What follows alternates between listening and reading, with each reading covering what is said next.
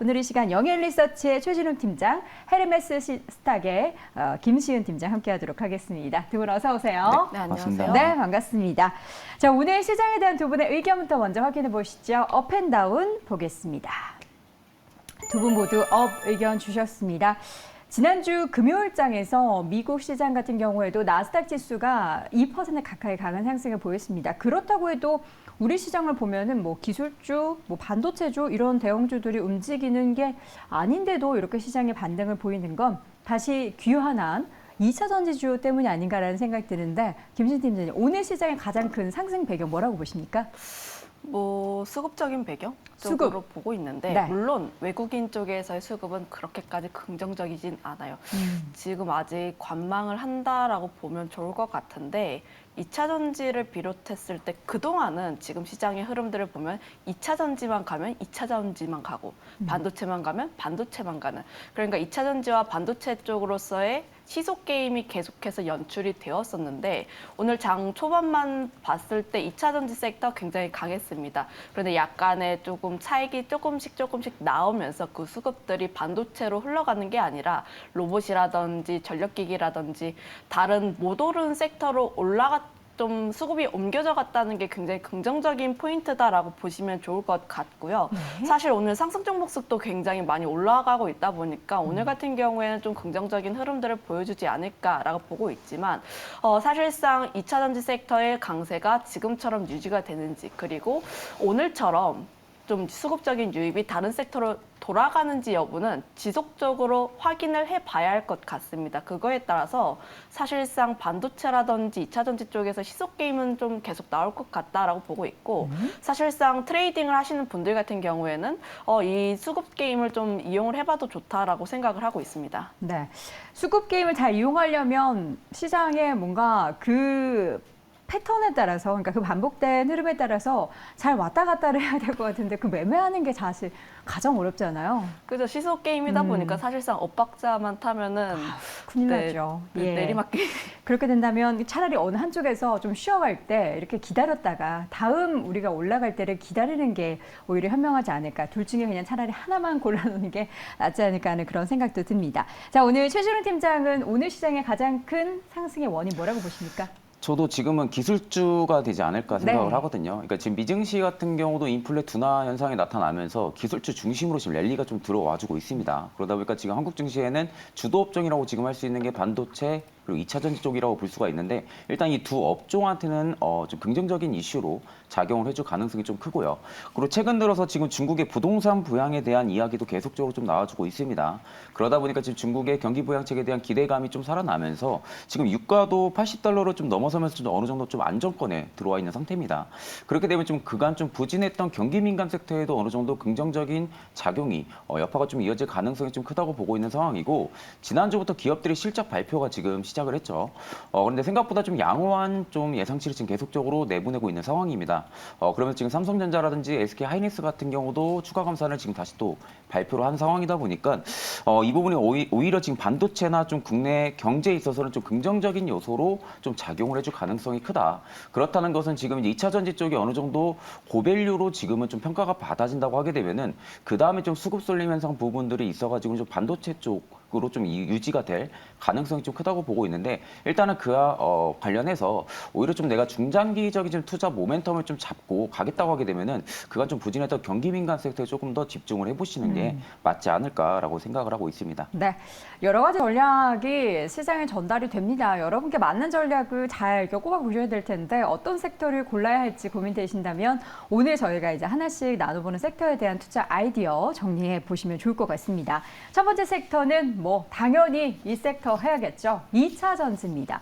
오늘 2차 전지의 강세가 지난주 회복 그리고 오늘장 오르는 건 무엇이 그 배경이 될까요? 일단 두 분의 의견부터 확인해 보시죠. 팻말 들어주세요. 자, 2차 전지주에 대한 의견 두 분 모두 O 의견을 주셨습니다.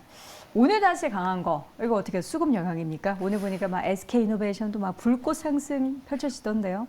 저는 좀 기술적인 반등 정도로 보고 있긴 기술적 해요. 반등은 지난주 금요일 아니었어요? 지난주 금요일에 네. 나왔었는데 오늘도 좀 나와줬다는 게 좀 긍정적인 포인트다라고 보시면 좋을 것 네. 같은데 우선 2차 전지 관련했을 때 에코프로를 좀 많이 지표로 삼잖아요. 네. 에코프로가 지난주 수요일까지는 150만 원이었습니다. 그런데 100만 원, 그리고 110만 원, 120만 원. 그러니까 신규를 매수를 하시고 싶으신 분들 같은 경우에는 150만 원에서 바라봤지만 100만 원, 110만 원, 120만 원 상대적으로 좀 저렴하다라는 인식이 들 것 같다고 생각을 하고 있고요. 물론 저는 2차 전지 같은 경우에는 아무래도 수급적인 영향 같은 게 있다 보니까 네. 좀 이 반등의 연속성이 계속 나오는지 여부는 확인을 해봐야 할 것 같고 두 번째로는 관련했을 때 너무 급격하게 올랐다 보니까 사실 기간 조정이 어느 정도는 필요할 것 같아요. 아무래도 좀 다르게 말해서 건강한 조정이라고 보시면 좋을 것 같은데 사실 너무 네. 급하게 올라왔다 보니까 그런 좀 수급적으로 좀 나올 필요가 있다 보니까 이런 부분이 좀 필요하지만 트레이딩의 관점에서 봤을 때는 장 초반에 반짝했을 때 접근을 해보시는 게 좋을 것 같고 사실상 지금 같은 경우에는 보유자의 영역이라는 부분에서 네. O 의견. 왜냐하면 이게 O랑 X 두 개밖에 없어가지고 세모 의견 주시고 싶으셨군요. 네, 그래서 뭐 보유자의 보유자는 관점에서 O, O, 신규로 접근을 접근은 하기에는 X, X. 트레이딩은 장 초반에만 반짝. 아침에 어떤 신문 헤드라인 뉴스 기사를 보고 우리 후배가 그런 얘기를 하더라고요. 2차 전지 관련된 종목들이 장 초반에 그 시가로 개미들을 꼬드긴다. 그러니까 시가로 이렇게 뛰어서 개미들을 꼬드기니까 누가 꼬드기는지는 모르겠습니다만 그런 헤드라인도 있는 거 보면은 우리 김신 팀장이 말씀하신 것처럼 초반에 공략하고 후반장에 조금 변동성이 있을 부분을 좀 염두에 둬야 된다라는 말씀이시네요. 근데 저는 트레이딩을 하더라도 9시에서 10시 그 사이 때, 그러니까 수급이 가장 많이 몰리는 그 시간대에만 하시는 게 가장 낫다고 판단하고 있습니다.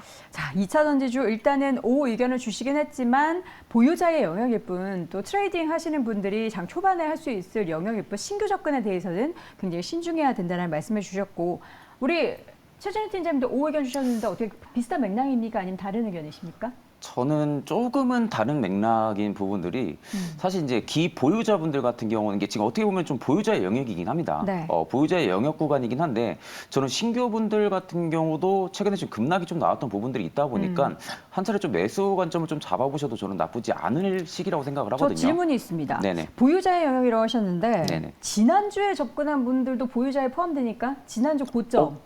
지난주 고점 말일까? 지난주 고점 고점이었잖아요. 같은 경우는 지난주 신규 접근하신 분들 많단 말입니다. 저는 좀 추가 대응은 일단 자리를 잡아야 된다고 생각을 하거든요. 그러니까 이제 그냥 매수 관점 잡고 나서 제가 이제 1차 비중이 들어가고 나서 네. 지금은 꾸준하게 좀 홀딩을 이어간다고 하게 되면은 조금은 무리가 있겠지만 네. 오히려 지금 2차 전지 쪽에 대한 업사이클은 저는 여전히 견고하다고 생각을 하거든요. 그러면 결국에는 주가가 어느 정도 일부분 빠진 부분들에 있어서 반등이 나와준다고 하게 되면은 확실하게 주가가 브레이크를 잡아준 현상들을 지금 확인이 된다라고 하게 되면 그때부터는 좀 추가 대응을 저는 좀 들어가도 나쁘지 않을 거라고 생각을 하고 있습니다. 일단은 지금 북미 중심으로 고성장세가 여전히 견고하게 좀 나와주고 있는 상황이고요. 그래서 이제 다만에 이제 좀 우리가 좀 우려를 해야 되는 부분들은 최근에 주가가 좀 연초부터 좀 많이 올랐습니다. 네네. 그러다 보니까 하반기에 들어서 기대 수익률 부분들은 어느 정도 좀 낮아질 수는 있다고 생각은 하고 있거든요. 다만 이 주도 업종 업사이클 자체는 변함이 없을 거라고 저는 좀 생각을 하고 있는 상황이고 또 우리가 좀 우려를 해야 되는 부분들이 중국의 CATL 관련해가 3세대 지금 셀투팩 기술이 적용된 배터리를 상용화를 시작을 했습니다. 그러다 보니까 어느 정도 점유율 측면에서 우려감은 좀 조성은 되겠지만 사실 앞으로 좀 배터리 기술 패권에 대한 이 점유율 부분들이 어떻게 변화가 나타날지는 일단은 시기적인 문제라고 생각을 하고 있기 때문에 이 부분은 좀 중장기적으로 좀 업황을 계속적으로 좀 체크를 해볼 필요성이 좀 있다고 생각을 하고 있고요. 그리고 지금 이제 다만 좀 셀 소재 업체들 관련해서는 셀에서 소재로 넘어가는 모멘텀 그러니까 이제 수주 모멘텀 자체는 저는 하반기 들어서도 여전히 견고할 가능성이 좀 크다라고 지금 보고 있고 그 안에서도 이제 뭐 동박이라든지 분리막 그리고 응급체 쪽에 여전히 좀 시세가 아직 안 나온 기업들 같은 경우는 저는 신규 매수자한테도 굉장히 매력적인 구간이고 기보유자분들 같은 경우는 여전히 더 가져갈 수 있는 그러한 구간이다라는 점을 이야기해드리겠습니다. 네. 자, 2차 전지주 그러면 우리는 어디에 투자를 해야 될까요? 이제 단기 트레이딩이 가능하시다는 김시은 팀장의 지금 시점에서의 탑픽은 그러면 혹시 단기 트레이딩이 가능한 그런 종목 종목일까요? 사실 단기 트레이딩을 하시려면은 포스코 혹은 에코프로 그룹주에 한해서 하는 게 맞아요. 왔다 갔다가 좀 왜냐하면 그 변동폭이 있는? 수급적으로 봤을 때 그쪽에 가장 수급이 많이 몰리고 있고 네. 사실상 주요 지표이다 보니까 그쪽을 하는 게 가장 안전하다라고 보고 있는데 에코프로 그룹 쪽에서는 에코프로 그리고 포스코 그룹에서는 포스코 인터내셔널이 더 긍정적이다라고 보여지고 있는데 에코프로 같은 경우에는 워낙 대표적인 지표라고 보시면 좋을 것 같고 포스코 인터내셔널 같은 경우에는 좀 변동성이 큽니다. 사실상 포스코 그룹주가 올라갈 때 포스코 인터내셔널이 더 강하게 치고 올라가고 있고 사실상 지난주 금요일에 2차 전지 섹터의 강세가 나왔던 가장 큰 요인 중 하나가 포스코 인터내셔널이 먼저 움직였어요. 에코프로라든지 에코프로 BM이라든지 포스코 홀딩스가 먼저 움직이기 전에 포스코 인터내셔널이 먼저 움직이고 그 이유가 사실 뭐 2차 전지라든지 이런 이슈가 아니라 중국 광물 이슈 때문에 좀 먼저 올라간 건데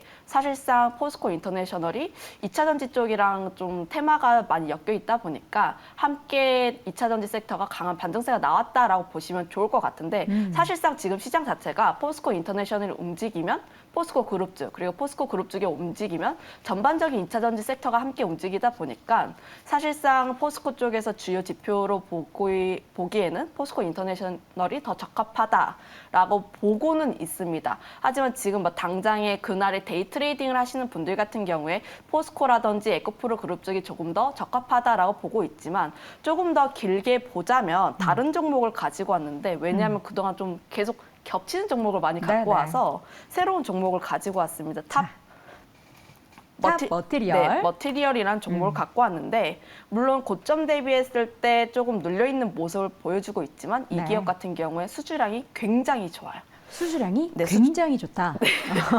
굉장히 강조해 주셨는데. 따라하셔가지고 좀 네네. 웃긴데 6월 달에는 작년 매출의 110%, 올해 3월에는 200%, 2월에는 135%의 계약을 체결했는데 사실상 올해 수주만 하더라도 작년 매출의 400%가 넘는 그런 수주를 달성했다 보니까 사실상 실적 대비했을 때 굉장히 큰 기대감이 높다라고 보시면 좋을 것 같고 그게 약간 하반기에도 좀 기대가 되나요? 수주가 더 이어질 것이다. 네, 아무래도 지금 하반기에 기대가 되고 있는 쪽이 장비 쪽이잖아요. 아. 장비 기업인 코인테크랑 이제 지분 그 자회사 이런 부분이 있다 보니까 네네. 사실상 그 부분에서도 시너지 효과가 나올 수 있다는 점.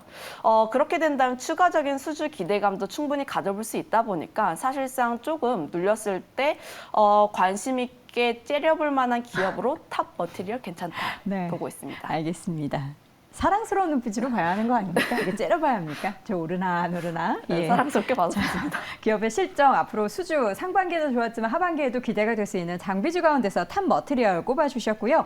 최준현 팀장님은 어떤 종목 탑픽이십니까? 저도 김신 팀장님 말씀하시는 거랑 비슷하게 지금은 단기로 접근한다 해도 포스코 그룹주 아니면 에코프로 그룹주라고 생각을 하거든요. 네. 그 안에서도 저는 포스코 퓨처엠을 일단은 좀 탑픽으로 좀 가지고 왔습니다. 사실 최근에 또 추가 지금 신규 증설 관련한 지금 투자 공시도 지금 나와 있는 상태거든요.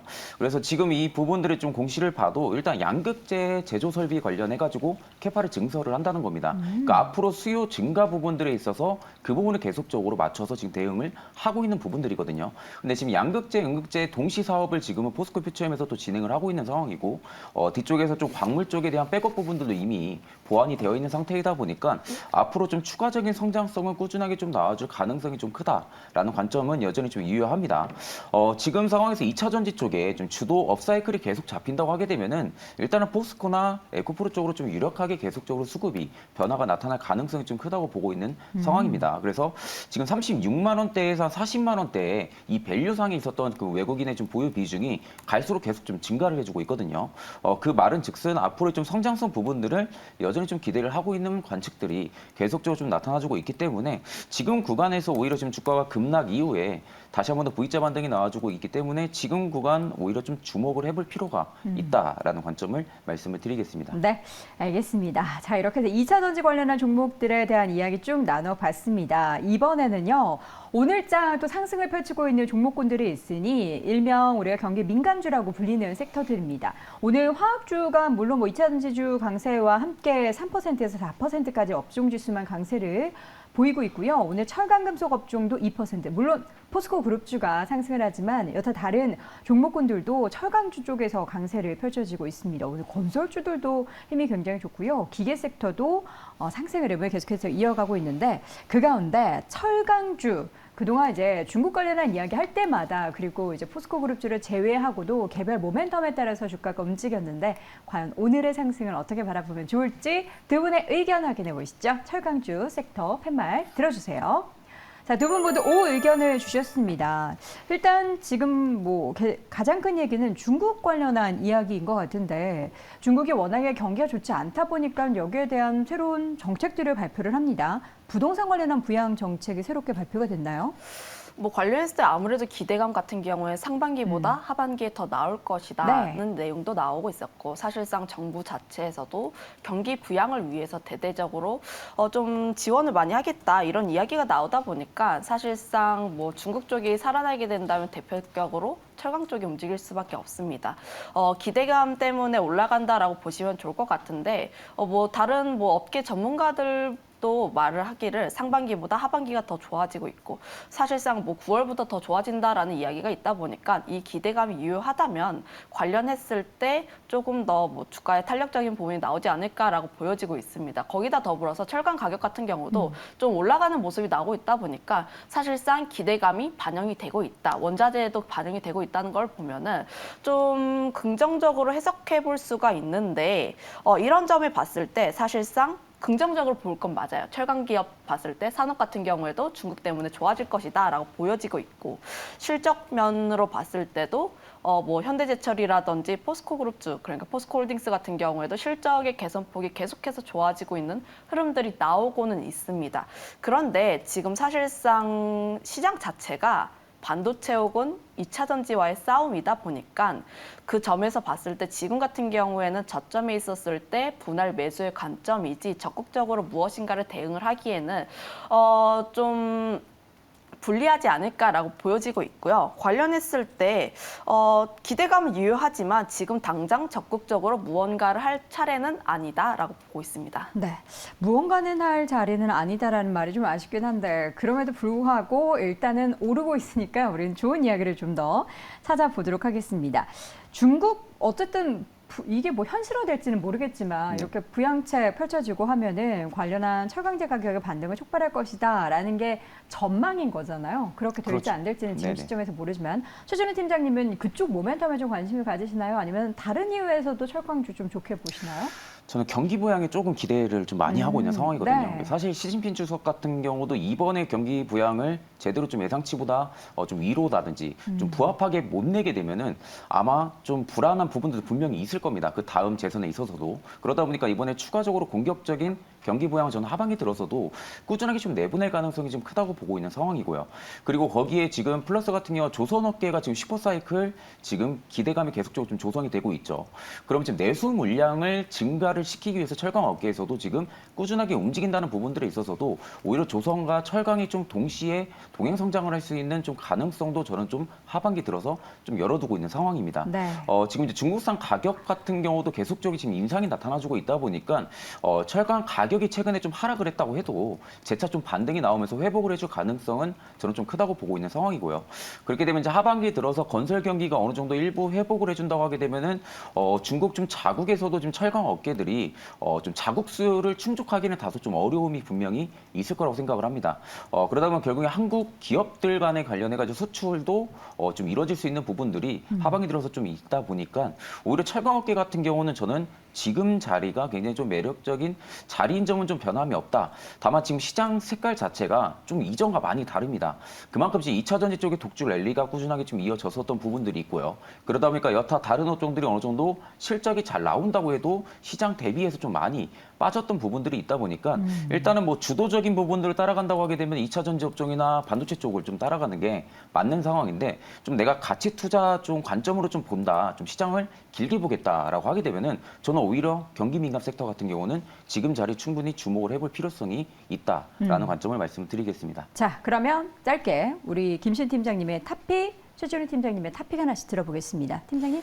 포스코홀딩스를 가지고 아, 왔습니다. 철강주 아니잖아요, 포스코홀딩스는. 실적은 철강입니다. 아, 이거 애매한데. 예, 그럼 말씀 들어보겠습니다. 철강 쪽으로만. 네, 아무래도 철강 관련했을 때 종목을 고를 때 네. 실적 같은 경우에도 좀 고려를 해볼 필요가 있는데 관련했을 때 좀 더 긍정적인 면이 포스코홀딩스 쪽에 나와 있다라고 보시면 좋을 것 같아요.